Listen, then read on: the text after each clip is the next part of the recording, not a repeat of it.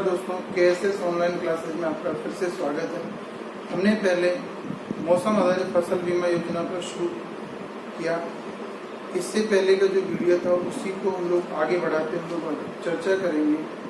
दोस्तों, प्रॉब्लम क्या है, यदि हम लोग ऑनलाइन क्लासेस के बारे में हम लोग बात करें तो ऑनलाइन क्लासेस की बेसिक जो प्रॉब्लम है वो सामान्यतः हम लोग वीडियो को कंप्लीट देखते नहीं। यदि हम लोग ध्यान से देखेंगे चीज़ों को तो बहुत अच्छे से हमारी बातें समझ में आएंगी।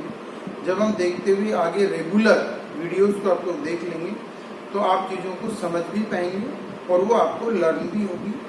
यदि इस कोविड जैसी स्थिति में ऑफलाइन क्लासेस तो हो नहीं पाएंगी, इसलिए मेरा आपसे आग्रह है कि आप घर पर रह करके आराम से ऑनलाइन क्लासेस का आनंद लें और इसको पढ़ें। सभी YouTube channel KSS YouTube channel को सब्सक्राइब करें और वीडियो को लाइक और शेयर करना ना भूलें। सभी को मंगल कामनाएं। हम लोग आगे स्टार्ट करते हैं दोस्तों कि हम लोग यदि मौसम आधारित फसल बीमा योजना पर जब हमने कल बात की तो आज हम उसको आगे बात करना चाह रहे हैं। मौसम आधारित फसल बीमा योजना की बेसिक चीज़ों के बारे में स्टडी की कि मौसम आधारित और राष्ट्रीय कृषि बीमा योजना जो सामान्य कृषि बीमा योजना थी उनमें क्या क्या डिफरेंसेस हैं और उन्हें हम लोग मौसम आधारित फसल बीमा योजना से हमारे कृषकों को क्या लाभ हुआ। हमारा जो पायलट प्रोजेक्ट जो स्टार्ट किया गया भारत सरकार के द्वारा पहले बजट वर्ष 2007-08 में इसका शुभारंभ किया गया खरीफ वर्ष 2007 के अकॉर्डिंग। तो मौसम आधारित फसल बीमा योजना और राष्ट्रीय कृषि बीमा योजना, मौसम आधारित फसल बीमा योजना को हम लोग शॉर्ट में WBCIS के रूप में जानते हैं, NEIS के रूप में हम लोग जानते हैं। राष्ट्रीय कृषि बीमा योजना को ये शॉर्ट फॉर्म्स हैं जिनकी हम लोग ध्यान में रखते हम लोग आगे चर्चा करेंगे। देखिए दोस्तों, हमने कृषि अन्वेषक का जो टॉपिक है मौसम आधारित फसल बीमा योजना के हमने पायलट प्रोजेक्ट लिया। हमने पथ प्रदर्शक योजना बजट वर्ष 2007-08 में हम लोग ये देखें मौसम आधारित फसल बीमा योजना की पथ प्रदर्शक योजना, ये बजट वर्ष 2007-08 में इसका शुभारंभ किया गया है। इससे पहले भारत में मौसम आधारित फसल बीमा योजना के बारे में हम लोगों का ऐसा कोई विचार नहीं था। इस पहले बजट वर्ष में निर्धारित किया गया कि कृषकों की मौसम से संबंधित जो फसलें हैं उनमें नुकसान होता है और उस नुकसान में अनेकों प्रकार के नुकसान होते हैं। गुणवत्ता में कमी आ जाना, जो हमने क्रॉप पैदा की उसमें है ना, जो फसल का या उसका गेहूं वगैरह है उसका मोटा छोटा होना, क्वालिटी में अंतर आ जाना, इन सब के लिए राष्ट्रीय कृषि बीमा योजना किसी भी प्रकार का कोई भुगतान नहीं करता था, क्योंकि मौसम और तात्कालिक परिस्थितियों के कारण ऐसा संभव था। यदि हमारी पूरी क्रॉप नष्ट होती थी या क्रॉप में कोई प्रॉब्लम आती थी प्राकृतिक आपदाओं के कारण, तो हमें भुगतान किया जाता था राष्ट्रीय कृषि बीमा योजना के अंतर्गत। इसके अंतर्गत नहीं। पहली बार हमारे देश में ये कर्नाटक में स्टार्ट किया गया दोस्तों 2007 में। पहली बार कहाँ स्टार्ट किया गया? कर्नाटक 2007 में। कौन सी फसल से? खरीफ फसल। फसलें दो तरह की होती हैं, एक रबी की फसल होती है, एक खरीफ की फसल होती है। खरीफ की फसल की हम बात करें तो अभी जो मानसून आने वाला है तो इस समय जुलाई में इसकी बुआई सामान्यतः की जाती है। जब मानसून आ जाता है तो बारिश जब शुरू होने लगती है तो जून जुलाई में इसकी बुआई शुरू हो जाती है। उसके बाद सितंबर अक्टूबर में या सितंबर से लेकर हम लोग सितंबर में इसकी कटाई शुरू हो जाती है। और जो फसल सितंबर अक्टूबर में जिसकी जिसकी बुआई शुरू होगी वो रबी की फसल है। तो हम लोग ये खरीफ फसल से इसको शुरू किया गया। इसमें 8 प्रमुख फसलों को शामिल किया गया, जिसमें खरीफ और रबी की फसलें दोनों शामिल की गई। गेहूं, जौ, चना, 8 प्रमुख फसलों में हमने शामिल किया। गेहूं को शामिल किया, जौ को शामिल किया, चना, सरसों, जीरा, धनिया, मेथी और इसबगोल। अब आपके दिमाग में होगा कि इससे प्रश्न कैसे पूछे जाएंगे। बहुत सिंपल सा प्रश्न पूछा जा सकता है। नंबर 1 प्रश्न आ सकता है कि मौसम आधारित फसल बीमा योजना की जो पथ प्रदर्शक योजना है उसका शुभारंभ कब किया गया, पहला प्रश्न हो सकता है। दूसरा प्रश्न हो सकता है कि भारतवर्ष में सबसे पहले पथ प्रदर्शक मौसम आधारित फसल बीमा योजना कब शुरू की गई, तो बजट वर्ष 2007-8 में। अब ये 2007 में खरीफ की फसल से शुरू किया गया या रबी की फसल से शुरू किया गया, ये भी एक प्रश्न बनता है। आगे प्रश्न आता है कि कितनी फसलों को इसमें शामिल किया गया, 8 प्रमुख फसलों को शामिल किया गया। उसमें फसलों के जोड़े दिए जा सकते हैं कि कौन सा ऐसा जोड़ा है जिसे पहली पथ प्रदर्शक मौसम आधारित फसल बीमा योजना में शामिल नहीं किया गया। तो ऑब्जेक्टिव जो प्रश्न है वो अनेकों प्रकार से बन सकते हैं। जैसे ही मौसम आधारित फसल बीमा योजना हमारा टॉपिक कंप्लीट होगा उसके बाद हम लोग ऑब्जेक्टिव प्रश्नों पर भी हम लोग चर्चा करेंगे। बहुविकल्पीय प्रश्न कौन कौन से कैसे कैसे बनेंगे। तो ये देखिए दोस्तों, गेहूं, जौ, चना, सरसों, जीरा, धनिया, मेथी और इसबगोल, इसको हम लोग याद कर सकते हैं। गेहूं, जौ, चना, सरसों, जीरा, धनिया, मेथी और इसबगोल, ये 8 प्रमुख फसलों को इसके अंतर्गत शामिल किया गया। अब मौसम आधारित फसल बीमा योजना, ये जो पायलट प्रोजेक्ट हमने शुरू किया, इसका ऑब्जेक्ट है, ये पायलट प्रोजेक्ट का मतलब ये है दोस्तों कि प्रायोगिक तौर पर इसे शुरू किया गया, जिससे कि हम लोग ये जान लें कि मौसम आधारित फसल बीमा योजना जब हम शुरू कर रहे हैं तो उससे कृषकों को कितना लाभ होगा और जो इंश्योरेंस कंपनियां हैं उनको रेवेन्यू कितना जनरेट होगा प्रीमियम के रूप में। ये सारा का सारा आकलन लगाने के लिए पायलट प्रोजेक्ट्स स्टार्ट किए जाते हैं। कोई भी योजना को इम्प्लीमेंट करने से पहले प्रैक्टिकल के तौर पर हमें देखना होता है कि हमने जो फोरकास्टिंग की है, पूर्व में जो अनुमान लगाया है, वो अनुमान हमारे कहाँ तक सही होंगे और क्या हमारे इस प्रकार के प्रोजेक्ट्स आगे भी चल सकेंगे या नहीं चल सकेंगे। जब हम किसी काम को शुरू करते हैं और उस काम को शुरू करने से पहले जो हम विचार करते हैं, दोनों में कुछ टेक्निकल प्रॉब्लम्स ऐसी होती है जिनका हमें पूर्वानुमान भी नहीं होता, पूर्वाभास भी नहीं होता है। इस वजह से पायलट प्रोजेक्ट स्टार्ट किए जाते हैं। तो इसका मुख्य उद्देश्य वर्षा की अनिश्चितता वाले क्षेत्रों में, देखिए दोस्तों, वर्षा की अनिश्चितता, हमारे यहाँ पर अनस्टेबिलिटी रहती है वर्षा की। अनस्टेबिलिटी में क्या है कि कभी तो बारिश बहुत ज्यादा हो जाती है और कभी बारिश बहुत कम हो जाती है। तो अतिवृष्टि हो सकती है, अनावृष्टि हो सकती है, ओलावृष्टि हो सकती है। एक ही मौसम में ज्यादा अंतराल पर बारिश हो सकती है। तो वर्षा की, मानसून की, सबकी अनिश्चितताओं को देखते हुए कृषक अपनी खेती करने में, फसल को बोने में उसकी जोखिम क्षमताएं कम हो जाती है। तो उसकी जोखिम क्षमताओं को, रिस्क बियरिंग कैपेसिटी को बढ़ाने के लिए मौसम आधारित फसल बीमा योजना शुरू की गई, जिससे कृषक बेहिचक फसल की बुआई करें और उससे जो क्षतिपूर्ति, मौसम के कारण जो नुकसान हुआ, उसकी क्षतिपूर्ति उस योजना में जो भी व्यक्ति योग्य है, जो भी कृषक योग्य है, उनकी क्षतिपूर्ति की जा सके। तो अनिश्चितता वाले क्षेत्रों में कृषकों की आय में कमी न हो।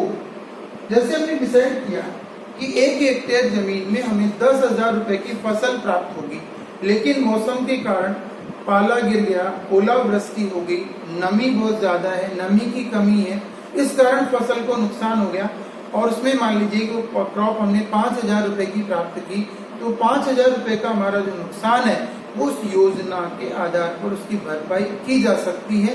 इसलिए कृषक की जोखिम क्षमताएं बढ़ जाएगी और वो अपना काम करना शुरू करेगा।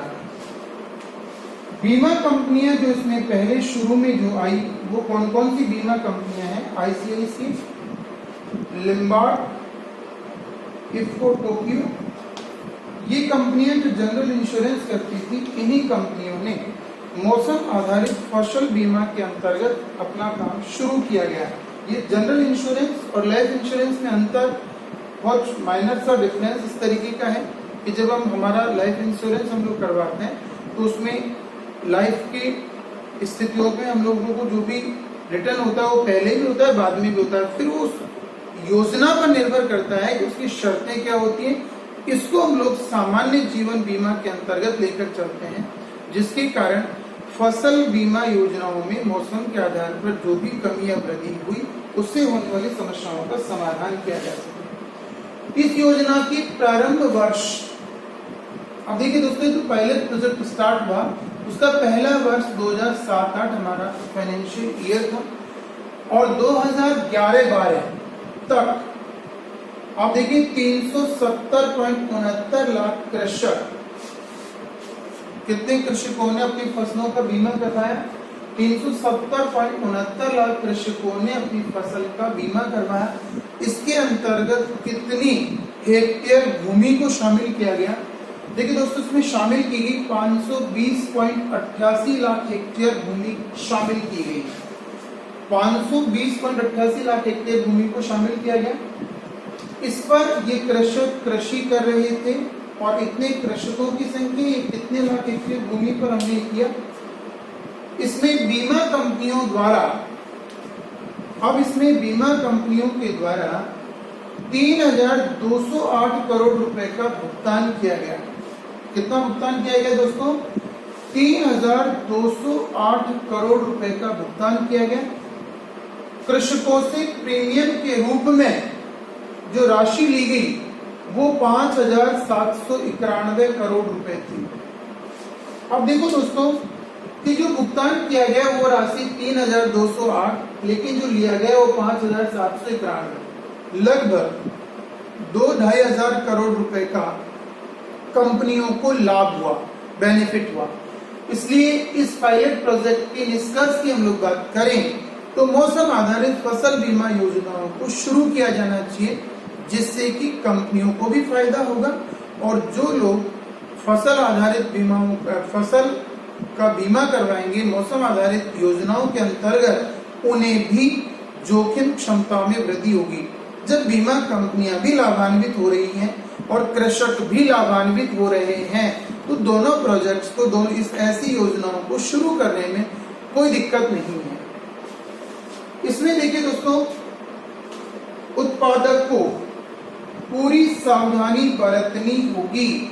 इससे पहले वाली क्लास में मैंने आपसे कहा था कि फसल आधारित बीमा योजना के अंतर्गत कुछ कंपनियां सतर्कता पॉइंट, प्रिकॉशनरी पॉइंट बताती है कि जिससे कि यदि कृषक अपनी फसल के अंतर्गत इस तरह की सावधानी बरतेगा और सावधानी बरतने के बाद भी फसल को नुकसान होगा तो उसकी भरपाई कंपनी के द्वारा अवश्य की जाएगी।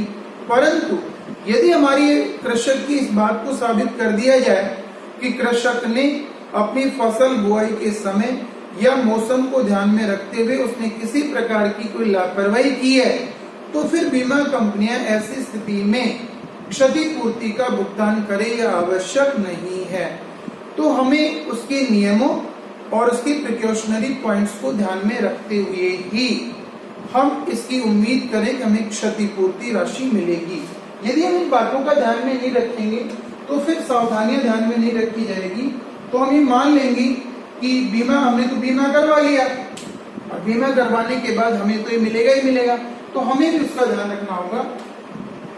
मौसम बीमा क्रियान्वयन के क्षेत्र में, अब मौसम बीमा क्रियान्वयन की जो क्षेत्र है उसमें हमने शुरू में जो क्षेत्र शामिल किए, कौन कौन से स्टेट शामिल किए?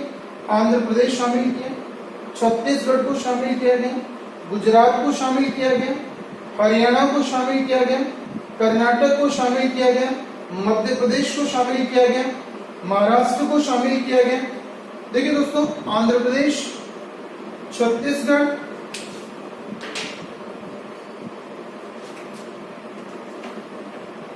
आंध्र प्रदेश, छत्तीसगढ़, गुजरात, हरियाणा, कर्नाटक। कर्नाटक की बात हम पहले भी कर चुके क्योंकि मौसम आधारित फसल बीमा योजना की जो शुरुआत की गई थी वो कर्नाटक से ही थी। मध्य प्रदेश, महाराष्ट्र, पंजाब और राजस्थान, इन राज्यों को क्रियान्वयन क्षेत्र यानी हमारी इस योजना को लागू करने के क्षेत्र के रूप में इन्हें चुना गया। अब दोस्तों, ये जो क्षेत्र थे, यहां से भी ऑब्जेक्टिव प्रश्न बनता है। पायलट प्रोजेक्ट के अंतर्गत कंपनियों द्वारा कितनी राशि का भुगतान किया गया, ये भी प्रश्न बनाया जा सकता है। प्रीमियम के रूप में कृषकों द्वारा कितनी राशि का भुगतान किया गया, ये भी प्रश्न बनेगा। अब दोस्तों सबसे मुख्य बात आती है कि राष्ट्रीय कृषि बीमा योजनाएं जो चल रही थी और उसके बाद weather based crop insurance schemes आई, मौसम आधारित फसल बीमा योजनाओं की शुरुआत हुई, तो इनमें बेसिक डिफरेंस क्या था, क्यों हमें मौसम आधारित फसल बीमा योजनाओं की आवश्यकता महसूस हुई, क्योंकि राष्ट्रीय कृषि बीमा योजना जो सामान्य कृषि बीमा योजनाएं चल रही थी, इनमें बेसिक डिफरेंस ये है कि यदि हम लोग देखें तो कृषि बीमा योजनाएं जो सामान्य कृषि बीमा योजनाएं हैं उनमें संभावित सभी जोखिमों का बीमा किया जाता है, जबकि मौसम आधारित कृषि बीमा योजनाओं के अंतर्गत हम केवल मौसम से होने वाली क्षतिपूर्ति की, मौसम से होने वाली जोखिमों का ही बीमा करवाते हैं। अब देखो दोस्तों, हम लोग देखेंगे NAIS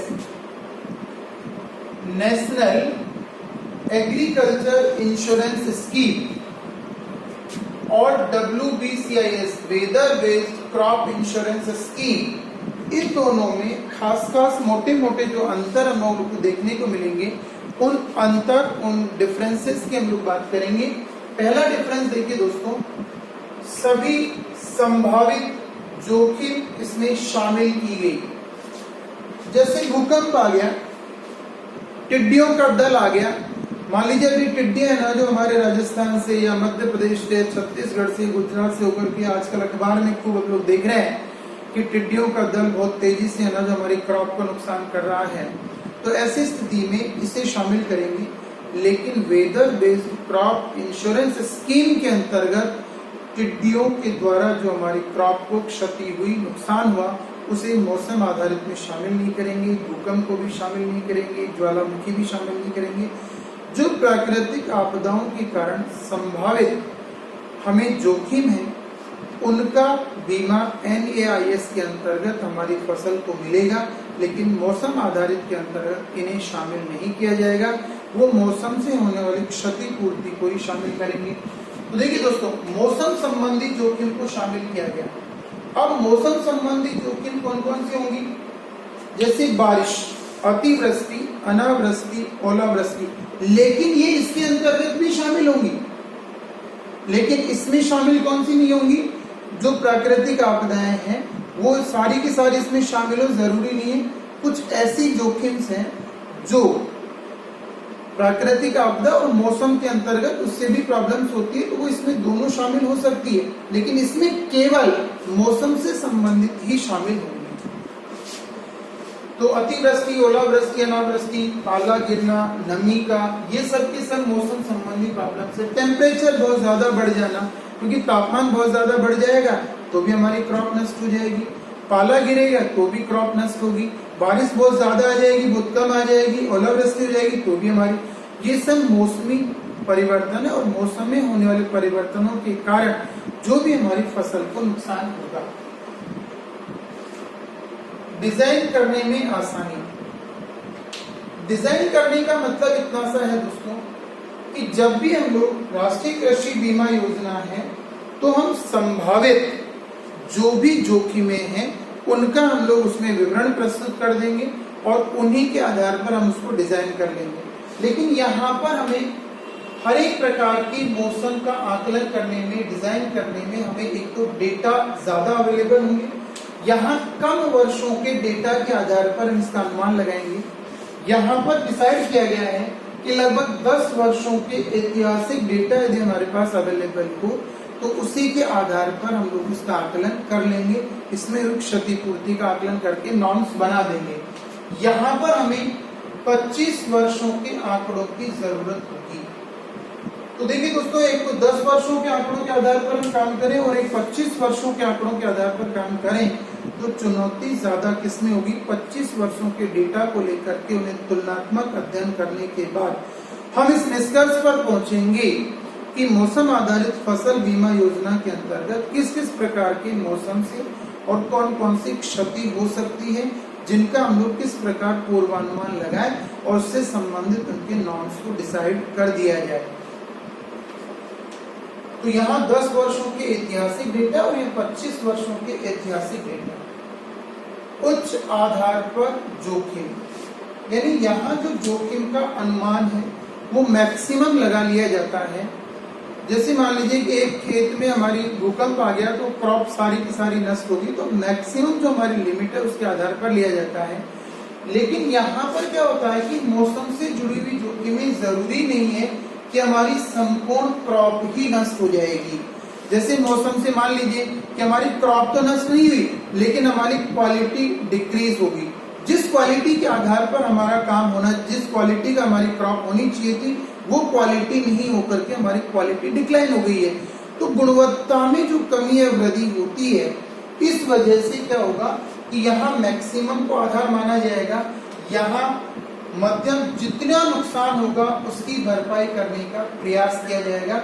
ऐसा नहीं है कि मौसम के कारण हमारी पूरी की पूरी क्रॉप नष्ट होगी, हमारा पूरा भुगतान कर दिया जाए।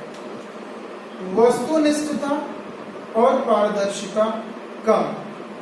यहाँ पर जब हमारा आकलन ऐसा होगा तो कई बार क्या होगा कि क्षेत्र विशेष में भूकंप की स्थिति हमने देखी, तो व्यक्तिगत आधार पर हम लोगों ने देखा कि भूकंप से जरूरी नहीं है कि एक क्षेत्र में सभी को नुकसान हो जाए या एक व्यक्ति को नुकसान हो, एक से ज्यादा लोगों को नुकसान हो। लेकिन मौसम आधारित फसल बीमा योजना में हम पहले वाले वीडियो में ये बात पढ़ी थी कि उसमें एक रेफरेंस यूनिट एरिया डिसाइड किया जाता है। उस रेफरेंस यूनिट एरिया में जो भी कृषकों को मौसम संबंधी प्रॉब्लम आएगी तो वो एक दिन में तो अलग अलग हो सकती है, लेकिन एक पखवाड़े, एक महीने में वो सारा का सारा उस क्षेत्र विशेष को प्रभावित कर देगा। ये वेदर स्टेशन जो डिसाइड किए जाएंगे वो पूर्व के आंकड़ों के आधार पर एक एरिया डिसाइड किया जाएगा, जिसे RUA के नाम से हम लोग जानते हैं, रेफरेंस यूनिट एरिया के नाम से जानते हैं, जो इसमें डिसाइड किया जाएगा। फिर वहां पर जो भी क्रॉप हुई है, जिन कृषकों ने बीमा करवाया है, उन्हें सम मूल्य के आधार पर भुगतान किया जाएगा, जबकि यहाँ पर ऐसा नहीं है। सामान्य कृषि बीमा योजनाओं में ऐसा संभव नहीं है, इसलिए इसकी वस्तुनिष्ठता, उसकी पारदर्शिता को कम माना गया है और यहाँ पर इसकी वस्तुनिष्ठता और पारदर्शिता अधिक मानी गई है, क्योंकि सब मूल्य के आधार पर इसका भुगतान किया जाएगा। ये गुणवत्ता में नुकसान से परे है। यदि हमारी क्रॉप में क्वालिटी में कमी आई है तो सामान्य कृषि बीमा योजनाओं के अंतर्गत कंपनी किसी भी प्रकार की जोखिम की क्षतिपूर्ति करने की अधिकारी नहीं है। ध्यान से देखिएगा दोस्तों, यदि क्वालिटी में कमी या वृद्धि होती है तो उसके लिए सामान्य कृषि बीमा योजनाओं के अंतर्गत कंपनी जिम्मेदार नहीं है। लेकिन weather based crop insurance scheme के अंतर्गत हम लोग बात करें तो यहाँ गुणवत्ता में जो नुकसान हुआ है, जो नुकसान परिलक्षित हुआ है, उसकी जिम्मेदार होंगी कंपनियों को, उसका भुगतान करना ही होगा। अगला बिंदु देखिए दोस्तों, हम लोग देखते हैं नुकसान के आकलन में अधिक खर्च। यहां जब हम नुकसान का आकलन करेंगे तो उसका एक्सपेंसेस ज्यादा होगा। क्यों होगा दोस्तों ज्यादा? क्योंकि यहाँ पर हमें व्यक्तिगत रूप से देखना होगा कि एक व्यक्ति जो भी प्रॉब्लम आई, जैसे टिड्डियों का दल जिस रास्ते से गुजरा, तो मान लीजिए कि टिड्डियां यदि इस रास्ते से यूं ऐसे इसके बीच में होकर के गुजरती है तो ये वाला जो खेत है और ये वाली जो स्थितियां हैं तो ये तो बच जाएगा, लेकिन टिड्डियां जहां से गुजरी है वो पूरा का पूरा उसने नष्ट कर दिया। तो कोई तो एक सीमा रेखा होगी जिसमें नुकसान नहीं होगा, तो इस खेत वाले को तो क्षतिपूर्ति राशि मिलेगी लेकिन इसको नहीं मिलेगी। तो इसको कंपेयर करना बड़ा मुश्किल होता है, उसका खर्चा भी ज्यादा आता है और एक एक व्यक्तिगत रूप पर इसका आकलन लगाया जाता है कि वास्तव में इस आपदा का प्रभाव किन किन कृषकों को पड़ा है। तो कंपनियों के खर्चे भी बढ़ जाते हैं। यहाँ पर एक मौसम की सिचुएशन को देखने के लिए उस रेफरेंस यूनिट एरिया में जब हम उस खर्चे का आकलन कर लेंगे तो फिर उसमें जितने भी कृषकों ने बीमा करवाया है उन्हें उस आधार पर जोखिम की क्षतिपूर्ति कर दी जाएगी। इसलिए यहाँ नुकसान के आकलन में कोई खर्च नहीं है। जैसे सभी कृषक क्या करेंगे कि उसकी फोटो खींच के भेज दें। जैसे पाला गिरा, सुबह अनाज उसकी फोटो खींची और भेज दी। और दूसरे तरीके अपनाए जा सकते हैं। तो वहां पर अलग अलग अपना आकलन करके कृषक भेज देंगे और उनको समराइज करके आराम से उसकी जोखिम की क्षतिपूर्ति कर दी जाएगी। जब यहाँ पर नुकसान में अधिक खर्च होता है और उसके निर्णय लेने में भी समय लगता है, तो ऐसी परिस्थिति में क्या होगा दोस्तों कि दावों के निपटाने में क्या होगी, देरी होगी। जब हम लोग यहाँ पर नुकसान का आकलन करने में समय अधिक लगेगा, पैसा भी खर्च होगा, तो यहाँ देरी होगी। जबकि यहाँ दावों का त्वरित निपटारा कर दिया जाता है, क्योंकि सभी कृषकों को सम मूल्य के आधार पर होता है, इसलिए किसी भी कृषक से कोई कंपैरिजन नहीं होता है। अगली बात और अंतिम बात हम लोग करें दोस्तों कि दावों की सब्सिडी का पोषण करती है। देखो ये बात बहुत ही महत्वपूर्ण है कि ये जो राष्ट्रीय सामान्य कृषि बीमा योजना है वो केवल दावों की सब्सिडी का पोषण करती है। हम लोग क्या करते हैं कि जो भी हमने दावा किया, जो क्लेम किया, उसपे हमें जो सब्सिडी मिली उस सब्सिडी की क्षतिपूर्ति करेगी। जबकि किसकी करेगी, प्रीमियम सब्सिडी का पोषण करती है। यानी यहाँ पर मौसम आधारित में प्रीमियम सब्सिडी को भी खत्म किया जा सकता है, समाप्त किया जा सकता है, लेकिन यहाँ पर ऐसा प्रावधान नहीं है।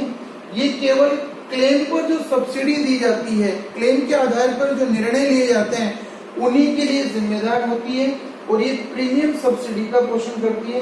यानी प्रीमियम राशि की क्षतिपूर्ति भी करती है और ये केवल क्लेम का पोषण करती है, उस पर दी जाती है। सब्सिडी क्या होती है दोस्तों, जब भी हम लोग कोई भी प्रकार की, जैसे मान लीजिए कि पेट्रोल है और पेट्रोल 80 रुपए लीटर है और वहां की जनता उस कीमत को वहन करने में सक्षम नहीं है, तो सरकार क्या करती है, क्योंकि उसकी कॉस्ट को तो डिक्लाइन वैसे कर नहीं सकती है, क्योंकि कॉस्ट को डिक्लाइन करेंगी तो जो व्यापारी वर्ग है, जो लोग इसमें लगे हुए हैं, वो उसको कॉस्ट डिक्रीज नहीं करेंगे। अब 80 रुपए लीटर होने पर क्या करेगी सरकार, 70 रुपए लीटर में अवेलेबल करवाएगी कृषकों को, लोगों को। तो 10 रुपए प्रति लीटर के भाव का जो पैसा है वो सरकार के द्वारा वहन किया जाएगा, जो सब्सिडी के रूप में दिया जाएगा। अब सब्सिडी का भारी खर्चा सरकार को भारत में वहन करना होता है। तो ठीक उसी प्रकार के कि जो क्लेम की जाते हैं उसमें जो सब्सिडी की स्थितियां हैं उसकी आपूर्ति भी कंपनियों द्वारा की जाती है, लेकिन फसल आधारित में प्रीमियम राशि पर भी सब्सिडी दे दी जाती है। जैसे प्रीमियम डिसाइड किया गया किसी भी 1 हेक्टेयर के लिए 500 रुपए प्रति फसल। अब मान लीजिए किसी क्षेत्र विशेष में, किसी रेफरेंस यूनिट एरिया में मौसम की दशाएं ज्यादा प्रॉब्लमेटिक हैं, तो सरकार क्या करेगी, वहां प्रीमियम राशि को 500 रुपए को घटाकर कितनी कर देगी, 250 रुपए। अब कंपनी को तो 500 रुपए जाने, तो कंपनी को 500 रुपए जाएगी तो 250 रुपए का भुगतान सरकार के द्वारा कर दिया जाएगा, जिससे कृषकों की क्षतिपूर्ति राशि 100% दी जा सके। तो यहाँ पर ये प्रीमियम राशि की सब्सिडी का पोषण करती है और ये दावों की सब्सिडी का पोषण करती है। तो दोस्तों इससे कई प्रकार के प्रश्न बन सकते हैं। क्वेश्चन नंबर 1, मौसम आधारित फसल बीमा योजना, ये पायलट प्रोजेक्ट कब शुरू किया गया, 2007-8 में। पहली बार किस राज्य में पायलट प्रोजेक्ट की शुरुआत की गई, इसमें कितनी प्रमुख फसलें शामिल की गई, 8 प्रमुख फसलें शामिल की गई, गेहूं, जौ, चना, सरसों, जीरा, धनिया, मेथी, सतुर। इसका मुख्य ऑब्जेक्ट क्या है, वर्षा की अनिश्चितता वाले क्षेत्रों में कृषकों की आय में जो कमी होती है, उस आय में होने वाली कमी के नुकसान की भरपाई करना इसका ऑब्जेक्ट है। बीमा कंपनियां आईसीआईसीआई, लिम्बार्ड, इफ्को, टोक्यो सामान्य बीमा कंपनियां इसमें कार्यरत हैं। इस योजना का प्रारंभ 2007-8 से 2011-12 का आकलन देखें तो 370.69 लाख कृषक इसमें पंजीकृत हुए और 520.88 लाख हेक्टेयर भूमि पर इस योजना में इतनी भूमि को शामिल किया गया। इसमें बीमा कंपनियों द्वारा 3208 करोड़ रुपए का भुगतान कृषकों को किया गया, लेकिन प्रीमियम राशि के रूप में जो राशि प्राप्त की गई वो 5793 करोड़ रुपए थी। इसमें उत्पादक को पूरी सावधानी बरतनी होगी, प्रिकॉशन बरतना ही होगा। मौसम बीमा क्रियान्वयन के क्षेत्र है आंध्र प्रदेश, छत्तीसगढ़, गुजरात, हरियाणा, कर्नाटक, मध्य प्रदेश, महाराष्ट्र, पंजाब और राजस्थान। तो दोस्तों इनके अंतर की हम लोग बात करें तो सभी जोखिम शामिल है, इसमें केवल मौसम संबंधी जोखिम शामिल है। डिजाइन करने में आसान है, डिजाइन करने में कठिनाई है, तकनीकी समस्याएं हैं। 10 वर्षों के आंकड़ों पर आधारित है, 25 वर्षों के आंकड़ों पर WBCIS 25 वर्षों के उच्च आधार पर जोखिम, मौसम से जुड़े हुए आधार, वस्तुनिष्ठता अधिक है। इसमें वस्तुनिष्ठता WBCIS में कमी है, वस्तुनिष्ठता और पारदर्शिता अधिक है, इसमें कम है। गुणवत्ता में नुकसान से परे है NAIS, जबकि यह गुणवत्ता में नुकसान को परिलक्षित करती है। यहाँ नुकसान के आकलन में अधिक खर्च है, नुकसान के आकलन में कम खर्च है। ये दावों के निपटान में देरी होती है, दावों के निपटान में त्वरित किए जाते हैं। ये दावों की सब्सिडी का पोषण करते हैं, प्रीमियम राशि का पोषण करती है। आगे हम लोग दोस्तों इसके क्वेश्चन या इसके ऑब्जेक्टिव प्रश्नों पर हम लोग आगे चर्चा करेंगे। अगले वीडियो में हम इसी को कंटिन्यू करेंगे, इसका रहा हुआ पार्ट उस पर चर्चा करेंगे। उसके बाद हम इसके ऑब्जेक्टिव प्रश्नों पर चर्चा करेंगे, ऑब्जेक्टिव प्रश्न बनाएंगे और आप लोग भी थोड़ा प्रयास करें कि जिस प्रकार मैंने बताया उस तरीके के बहुविकल्पी प्रश्न आप लोग बनाएं। और दोस्तों अंत में मैं आपको बात कहना चाह रहा हूँ कि वीडियो को लाइक और शेयर अवश्य करें। अपने वीडियो को लाइक और शेयर करेंगे तो हमें मोटिवेशन मिलेगा, और जो भी आपकी कमेंट है वो आप जरूर बताएं। आप सभी को मंगल कामनाएं, हार्दिक शुभकामनाएं। धन्यवाद।